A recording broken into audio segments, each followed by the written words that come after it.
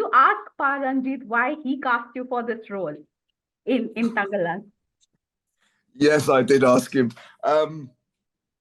It was an interesting process because he approached my agent. My agent said, "Look, there's an illustrious filmmaker from India that wants to work with you, award-winning, etc." And I'd had this rather weird sort of, I say weird because many of my Western counterparts have not had as many experiences as I have with Indian filmmakers.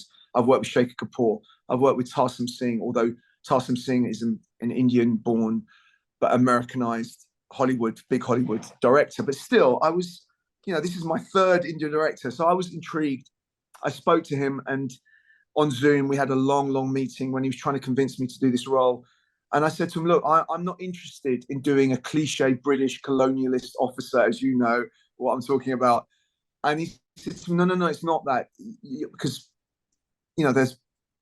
they have actors in India that sort of, they hire these small part actors and they hire them to fill these roles.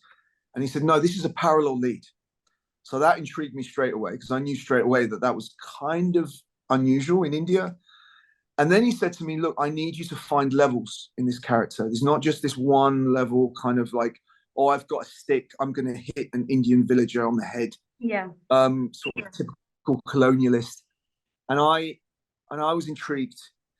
And then, of course, and he said to me, like, the other thing is I wanted a Western actor who's got established CV reputation. And he knew I'd been in big Hollywood films, etc. And I then went to watch Madras and Saparta Kala, just to see what he was like as a filmmaker. And I was blown away, because he's a very powerful social commentator, as we all know. But his style of filmmaking is visceral, it's energized, it's exciting, right? So I was sold, and I hadn't even read the script, and I've never done that in my life. I decided to take it on, and that was it. That kind of was how it happened. But I've never specifically asked him why he approached me, but he did say to me that he was nervous about hiring a Western actor because he didn't know if they would understand how Indian filmmaking worked and whether they would have that physicality to be able to endure this kind of hard filmmaking that we did. It was very hard filmmaking. But so he'd done his research on me. He'd kind of, I think, spoken to my agent about my past and what I could deal with, and then he became very comfortable.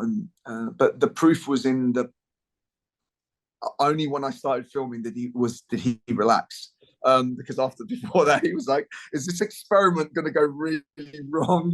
But it didn't, thankfully.